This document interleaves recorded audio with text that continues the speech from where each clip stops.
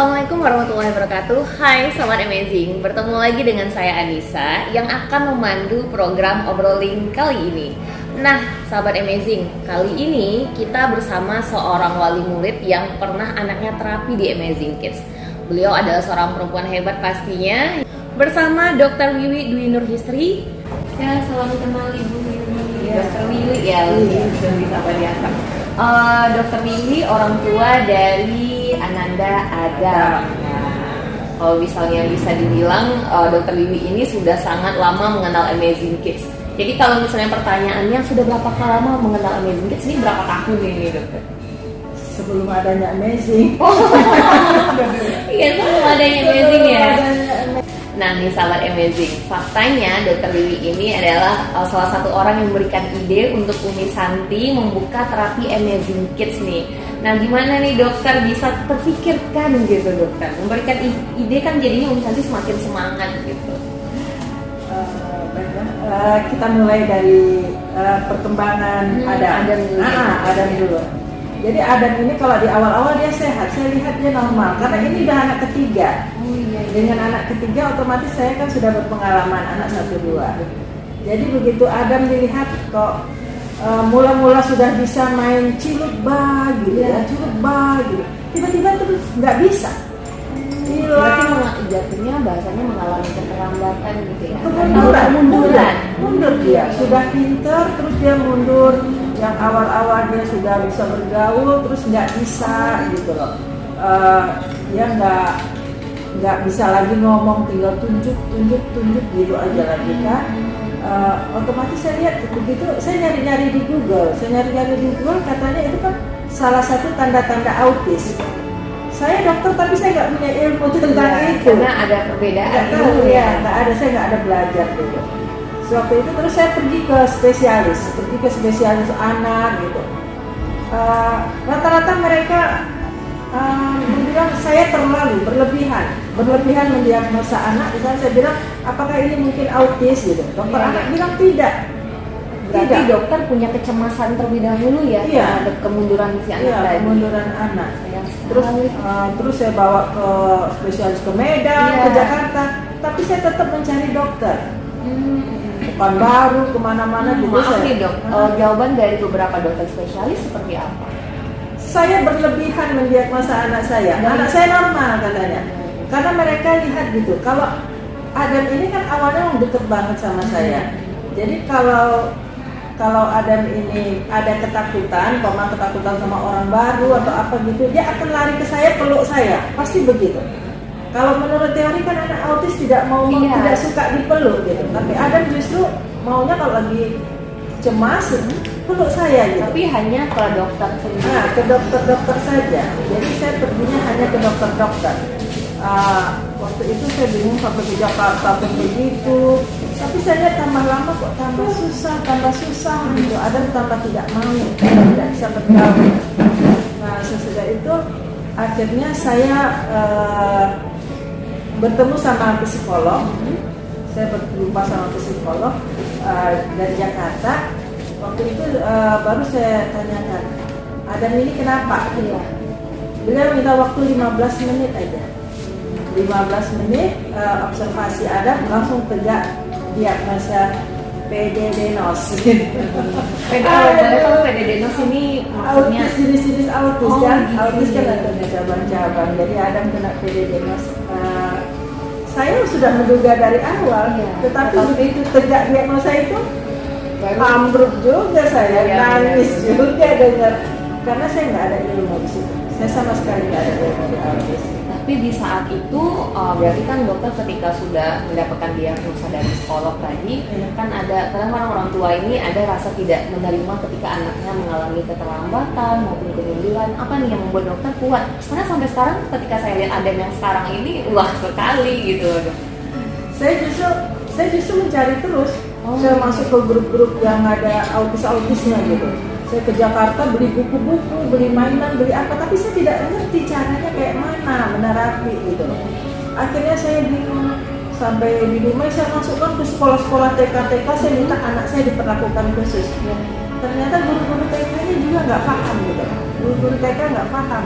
Jadi Ibu saya mau kemana? Terus ada dokter gigi yang beritahu saya. Melalui dokter gigi malah ya. Dokter gigi Sofini Handayani itu. Jadi beliau kasih tahu, katanya ibu coba konsultasi sama dokter Andri. Ibu anaknya begitu gitu. Jadi coba konsultasi saja gitu loh. Tanya-tanya kan orang senasib gitu. Nah, saya langsung datangin rumah Umi. Pas pada saat itu Umi sedang terapi Nadira. Nah, jadi intens ya. Umi sedang menerapi Nadira dengan 2 terapi gitu loh. Saya lupa apakah Umi yang di belakang atau Umi yang di depan Nadira, nggak tahu, pokoknya ada satu orang lagi dulu gitu. Saya bilang, nah ini ilmu yang saya dapatkan dari saya membaca-baca buku banyak-banyak, katanya ini yang paling efektif. Face to face gitu ya. Dengan 2. Jadi kalau di belakang anak tidak mau melakukan kan ini. Saya di rumah agak kesulitan karena saya sama bapaknya Adam nggak nerima. Bapaknya Adam nggak terima anaknya autis. Dia bilang normal gitu. Jadi saya agak kesulitan waktu itu untuk membawa Adam ini terapi kayak mana gitu. Mau bikin berdua, saya berdua sama siapa, jadi ilmunya nggak ada. Waktu itulah saya bilang sama Umi, tolong titip Adam. Dan akhirnya Umi ada keinginan untuk membuka terapi ya. Ajar Adam berdua sama Dira dulu. Iya, dimulainya belum ada Amazing. Wah, ini merupakan salah satu informasi terbaru nih sahabat Amazing. Selama ini kan kita tahunya bahwasanya Umi Santi sudah membuka pusat terapi di Amazing Kids. Bahwasanya ternyata awal mulanya itu Nadira sama Adam murid barunya gitu. Iya. Waktu itu sambil terus buka lah anak autis banyak. Begitu saya sudah tahu Adam begini, saya lihat di praktek saya banyak anak-anak yang aneh-aneh gitu. Aneh menurut saya gitu. Ini nggak normal. Saya bilang sama Umi, banyak anak yang kayak gini saya ketemu, saya bilang. Cuma saya dulu nggak tahu kalau ini autis. Nah, jadi akhirnya ilmu itu akhirnya Umi buka. Alhamdulillah resmi. Alhamdulillah berkembang sekali pesantren sekarang. Tapi Adam terapi di Amazing Kids berapa lama? Dari usia berapa nih dulu? Dari umur 2 tahun aja. 2 tahun ya. Berarti dari usia 2 tahun sampai naik kelas 6 SD. Dan dengar nih dok, bahwasanya ada berprestasi sekali di sekolah gitu. Waktu di SD pernah juga naik turun pernah juara 1 di kelas, pokoknya 10 besar, 5 besar. Berarti dari sana selain dari terapi sendiri yang mendukung prosesnya Adam, pasti juga ada andilnya orang tua ya dok ya. Karena maaf nih sahabat Amazing, karena ada beberapa orang tua yang ketika anaknya sudah diberi diagnosa A atau B, maaf kalau misalnya ada kebutuhan khusus deh, gitu. Ada penolakan dari orang tua sendiri gitu dok. Menurut dokter nih gimana? Sebenarnya itu harus diterima. Walaupun hati itu sebenarnya sedih ya, kadang-kadang saya kalau ingat saya dulu tuh rasa mau nangis gitu. Pertama saya tidak sanggup, apalagi sewaktu saya dipindahkan ke Medan. Dinas ke Medan, itu yang membuat saya jadinya kacau gitu loh. Anak saya kan 3 laki-laki semua. Waktu itu pada kelas 3 SMP, kelas 3 SMA, terus ada kayak gini. Nah mereka itu serentak. Nah pada saat itu saya itu dipindahkan ke Medan. Otomatis saya pikir anak saya yang tamat SMA pengen kuliah keluar kota, pengen ke Pulau Jawa. Yang SMP pengen ke Pekanbaru. Adam autis kayak gini. Aduh. Akhirnya dengan berat hati memang saya harus tinggalkan pekerjaan. Karena saya berpikir hanya Adam, oke, kalau yang berdua ini normal gitu ya. Tapi Adam, kalau saya tinggal sama bapaknya, karena saya di sana belum dapat rumah dinas, belum mesti ngacau gitu. Karena nggak dipungkiri anak autis butuh biaya lebih. Saya awal-awal waktu mau mendiagnosa dikatakan kelulusan labornya sampai puluhan juta, sampai itu down saya karena saya nggak punya. Untuk bawa Adam waktu keliling-keliling berobat kemana-mana itu mau tahu diagnosanya ya, mau tahu diagnosanya itu butuh biaya besar. Nah, begitu Adam didiagnosa autis, Oke, saya ada penguat saya. Alhamdulillah saya punya Umi Santi yang memberi ini terus. Maka di rumah saya mulai waktu ke psikolog itu kan sebenarnya seawal-awalnya kadang-kadang yang kita anggap itu normal ternyata tidak normal. Yang kita banggakan ternyata salah gitu. Kayak ada nih, kalau makan dia amat-amat bersih. Dia kalau makan bersih, nggak ada belepotan, nggak buka mulut, cantik gitu. Nah, kalau kena kotor sedikit langsung bersihkan. Kita pikir anaknya pembersih, ternyata salah. Dia risih dengan kayak gitu, dia nggak bisa. Nah, kata psikolog itu salah satu tanda anak autis. Adam kan nggak bisa menelan sampai lumat ya. Harus bubur, harus blender. Jadi sampai umur 3 tahun saya harus bawa blender. Jadi kalau ketemu nasi sedikit segede gini aja dia langsung muntah, perutnya keluar. Kesulitan ada di situ.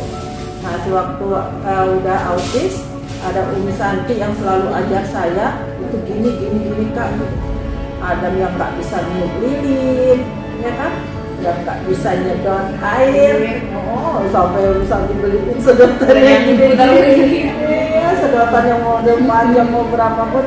Umi Santi bilang beli bros ini. Pokoknya saya serahkan sama Umi Santi dan pokok tolong belikan gitu. Supaya Adam itu tidak sensitif banget lagi kena pasir, kena apa. Kan rumah masih belum aspal, jadi pasti kena pasir dan itu Adam susah banget. Sandalnya basah, Adam susah. Dia risih, nggak bisa. Akhirnya dengan itu agak berkurang pelan-pelan. Nah, saya sampai heran terkadang kalau ada dulu sama-sama ibu penyandang autis yang sampai katanya nggak bisa mandi, nggak bisa makan, nggak bisa ngurus rumah. Katanya. Tapi kalau saya alhamdulillah saya bisa. Gitu. Saya mandi bersama Adam mandi. Nah, jadi saya kalau mandi itu berdua sama Adam di kamar mandi dan saya itu ngomong sepanjang mandi. Nyanyi sama-sama, bicara sama-sama, jadi memperkenalkan ini sabun, ini apa sampai tapi ada waktu itu dia diam, kalau nyanyi dia akan ikut ujung-ujungnya. Jadi itu terus itu dibawa terus setiap hari. Perjuangan dokter Wiwi ini amat sangat ini ya. Sampai ke masak-masak dia ikut. Ya, situ ke dapur. Jadi ada bina diri yang dipunyai oleh Adam ya. Kami mungkin jadinya. Iya, kita harus ikut nyempil ke kegiatan dia. Kalau enggak kita nggak sempat makan, nggak sempat apa. Jadi dia makan, kita makan, dia mandi, kita mandi, gitu aja. Jadi tidak ada alasan sebenarnya orang tua ketika dititipkan oleh Tuhan anak spesial tidak bisa melakukan hal apapun itu tidak ada. Kalau saya kan juga bekerja mencari uang. Kita lupa pembantu. Pernyataan dokter Wiwi tadi ini menambah, jadi bagi sahabat amazing yang menyaksikan obrolan kali ini, setidaknya ini menambah ilmu baru gitu, ada impact ke diri sendiri. Karena di sekitar saya sendiri ya dokter kadang merasa gitu, ada beberapa teman yang punya adik atau yang punya anak dengan keterbatasan, kok seperti dibiarkan gitu saja, padahal dia memiliki sebuah pemberian yang sangat amat luar biasa dari Tuhan gitu. Sebenarnya kan ketika kita ditemukan dengan hal yang baik, contohnya seperti terapi di Amazing Kids misalnya, setidaknya kan sudah terpacu gitu, ada yang memicunya untuk menjadi lebih baik lagi. Dan tentunya harus menemukan tempat yang tepat untuk ini ya dokter ya, untuk terapi dan juga mengetahui bahwasannya ini ada ilmunya loh gitu ya. Karena kita harus mencari, karena kalau saya perhatikan dari pengalaman Adam kan banyak tempat saya masukkan Adam gitu ya. Ya Amazing yang terakhir. Sebelum Amazing ada ke tempat-tempat lain, itu ada beberapa tempat yang nggak cocok sama Adam. Adam ini udah hilang. Kalau dulu kan dia suka kalau lewat kita tiba-tiba aja kan dia mukul. Iya. Bukan langsung ke dunia saya, wah gitu kan. Sakit aja segede. Dia dari kecil punya kekuatan lebih. Jadi kalau dia dikasih makanan yang pantang-pantang autis itu, dia bisa muter-muter satu malam aja. Kalau saya salah kasih makan aja, langsung berefek ya. Nggak ada tidur-tidur. Perjuangan dokter Wiwi ini kalau dia lagi apa dia kuat itu sampai patah-patah itu kalau sekedar apa besi-besi yang apa penyangga jendela itu berlebihan tenaganya. Kalau udah dikasih makanan yang patah udah sama Umi baru bisa sampai batas kan dipantangin itu, pantangin dia langsung lemes, kelepek, malah kasihan dia nggak bisa bangun. Tapi itu beberapa hampir penyesuaian sampai pada satu saat dia diberi apa-apa pun nggak ngefek lagi gitu. Ada saatnya susu dikasih dia udah nggak ngefek. Wah, ini berarti sudah menjadi contoh keberhasilan anak-anak yang penyandang autisme ya dokter ya. Wah, keren. Nah, boleh dong minta tanggapannya dokter Gigi langsung terkait Amazing Kids. Sebenarnya kalau saya pengen Adam terus di situ, gitu. Tapi ada kendala pribadi saya membuat Adam tidak bisa saya teruskan di situ. Karena anak bukan Adam sendiri, gitu ya. Jadi soal kadang-kadang kan banyak kan kalau ibu-ibu itu yang saya suruh umpamanya bawa anaknya terapis, mereka terkendala di biaya. Makanya dulu kita berjuang sama Umi Santi kalau dapat adalah sekolah gitu tuh dibantu oleh pemerintah waktu itu kan, kita berjuang dulu membentuk ada persatuan orang tua, orang tua penyandang bukan autis saja, berkebutuhan khusus lainnya. Ada perkumpulan itu di Dumai dulu, tapi pada saat itu tidak bisa berkembang ya, karena sesuatu dan lain hal. Cuma itu tadi lah, kalau ada pemerintah itu membuat semacam sekolah khusus gitu loh, khusus nggak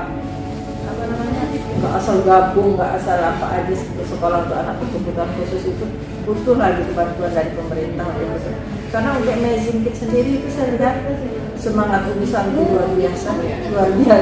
Saya sampai nggak bisa nyebut. Barangkali itu hikmahnya beliau sampai tidak keluar dari pekerjaan ya. Umi Santi itu sampai keluar juga saya baca dari pekerjaan awalnya khusus menghandle anak. Ternyata di situ saya yakin Mbak Allah membuka lagi gitu, membuka keberkahan kebaikan.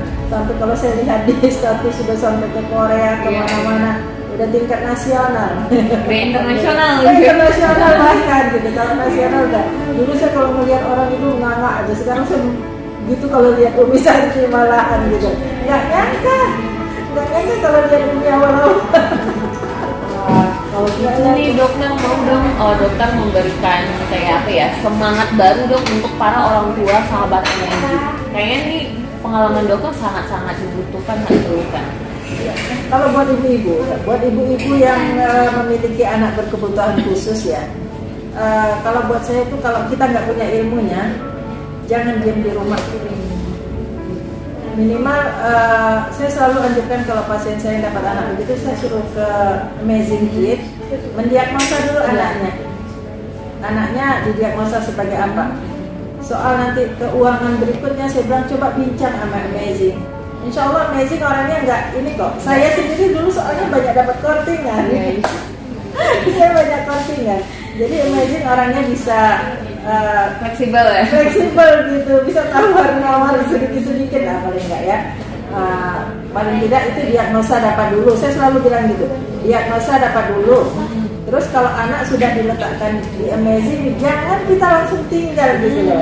Kita tanya-tanya sama situ apa yang dilakukan, apa yang dibuat di rumah apa lagi. Ya. Terus nanti kita tiru-tiru lah di rumah.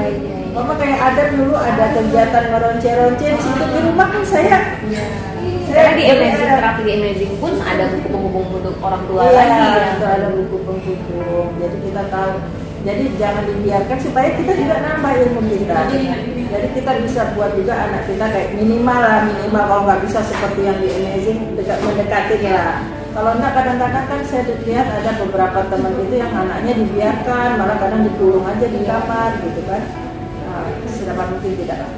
Karena anak ini sekali dia tidak bisa berkembang dengan baik, maka dia justru jadi beban, bukan beban kita aja. Kalau kita nanti meninggal, siapa lagi yang mau sayang? Karena kalau kita lepaskan anak-anak begini kepada pembantu atau kepada orang tua, tidak akan pernah bisa sama kasih sayang. Nggak bisa. Nggak ada orang yang tahan. Nggak ada orang yang tahan menjaga anak kita yang seperti ini. Kalau bukan kita sendiri, karena kita ibu mungkin mengandungnya lama, kita malah terkadang mungkin sayang kita lebih gitu. karena anak begini emang butuh perhatian yang lebih. Jadi emang harus ibu lah yang nomor satu tuh. Ibu, bapak juga, ya. Jangan sampai beda pendapat. Kalau beda pendapat kita sulit nanti. Kalau antara bapak dan ibu tidak mau menerima anak ini, sulit banget. Nah itulah, cari ilmu dengan amazing lah. Amazing Kid itu insya Allah di sana sudah lengkap, ada dokternya, ada semuanya, ada praktisi, terapisnya, sampai kawannya. Waktu ada mau sunat itu saya mikirnya tuh 1 tahun sebelum itu saya sudah bingung. Ini bisa nggak ada disunat, bisa nggak ada disunat. Ternyata di situ ada dokter Andri. Owner amazing, ternyata sama dokter Andri dia pasrah. Padahal kita sudah mikir kayak mau gimana, sama dokter Andri ternyata pasrah. Banyak yang Allah beri kemudahan lah kita. Jadi jangan sampai kita kayak dunia ini runtuh lah punya anak yang begini, insya Allah. Banyak sekali motivasi, ilmu-ilmu yang didapat dari Dokter Wiwi nih, selaku orang tua yang memiliki anak berkebutuhan khusus. Ini kalau misalnya dilanjutkan kayaknya cerita kita nggak habis-habis nih dokter, karena memang ini sangat bermanfaat bagi orang tua yang memiliki anak seperti ini dan juga kita yang berada di lingkungan itu gitu, karena bagaimanapun setidaknya kita harus dapat menerima bahwa kan namanya juga manusia adalah makhluk sosial ya dok ya. Jangan malu bawa anak ini, selalu bawa keluar. Karena itu ada merupakan salah satu tunjukkan kepada orang. Iya, saya dulu kalau ikut wirid kemana-mana, saya bawa terus. Itu saya perkenalkan. Tolong bantu anak saya autis dan hiperaktif gitu. Bahkan dia di rumah tuh akan keliling kemana-mana. Jadi alhamdulillah dulu semua teman-teman saya juga bantu. Nah, jadi mungkin orang tahu semua. Sekarang orang tahu ibu itu punya anak autis gitu. Saya tidak malu gitu. Justru supaya keluar banyak justru bantuan nanti. Orang akan bantu dia. Salah satu tips dari dokter ini. Nah kalau gitu dokter boleh dong sebentar lagi Amazing Kids Award yang ketiga tahun 2022 ini akan dihelatkan. Nah di sini untuk memberikan apresiasi kepada mitra-mitra, sahabat-sahabat yang telah mendukung Amazing Kids dan tentunya kepada karyawan ataupun pelapis Amazing Kids yang sudah berjuang selama ini untuk anak-anak spesial kita. Saya udah minta harapannya dokter kepada untuk sahabat Amazing Kids. Harapan saya untuk Amazing Kids ya. Saya hanya berdoa ya, karena semuanya hati manusia itu ada di dalam genggaman Allah ya, membolak-balikan hati Allah, Maha membolak-balikan hati. Saya mohon kepada Allah agar Amazing Kids ini tetap eksis gitu loh. Jadi Umi Santi bisa membuat semacam regenerasi berikutnya ya. Saya yakin Umi Santi pasti sudah membuat semacam program supaya tanpa Umi Santi pun Amazing Kids bisa tetap berjalan. Walaupun Umi Santi keluar negeri kemana, Amazing Kids tetap bisa berjalan dan tetap bisa menterapi anak-anak berkebutuhan khusus. Dan untuk rasa sosial selama ini yang Amazing Kids berikan kepada kami, kasih sayang kepada kami ya.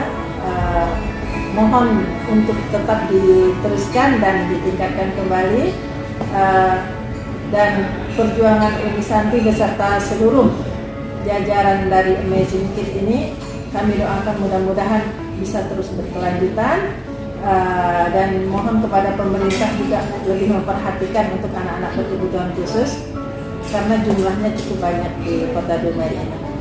Terima kasih, itu saja. Terima kasih untuk Umi Santi dan Amazing Kids yang sudah membantu Adam ya, sehingga Adam bisa jadi seperti sekarang. Walau mungkin tidak seperti anak normal ya, Adam tidak seperti anak normal lainnya. Kalau dilihat dari situ seperti kayak kita merasa kurang. Tapi begitu kita melihat Adam disandingkan dengan para penyandang-penyandang itu, rasa syukur saya sangat-sangat besar gitu, karena Adam bisa hidup. Kalau dia tidak berbicara, tidak ada orang yang tahu kalau dia itu autis. Kalau sudah mulai berbicara dan berpikir baru kelihatan. Jadi saya sangat bersyukur sekali. Terima kasih Amazing Kids. Semoga keberkahan selalu ada di dalam usaha Amazing ini ke depan. Itu aja. Ya, baik, terima kasih Dokter Lili atas waktu dan kesempatannya, dan terima kasih juga Adam. Nah, pokoknya motivasi ataupun penyampaian dan penuturan Dokter Lili tadi dapat memberikan impact yang sangat positif bagi orang tua, khususnya di Kota Dumai. Terima kasih banyak sekali lagi Dokter Lili. Kita dengan Amazing Kids selalu ini ya, selalu berkomunikasi ya. Insyaallah. Ya, sahabat Amazing, berikutlah tadi obrol Amazing bersama Dr. Wiwi selaku orang tua yang memiliki anak berkebutuhan khusus, khususnya di autis spectrum disorder. Nah, dari penuturan beliau kita pastinya akan mendapatkan banyak sekali manfaat dan juga motivasi untuk diri kita sendiri, khususnya bagi orang tua di Kota Dumai yang memiliki anak-anak spesial. Semua anak itu spesial, jadi jangan ragukan kemampuan anak-anak Anda. Terima kasih, saya Anissa Turahmi. Wassalam.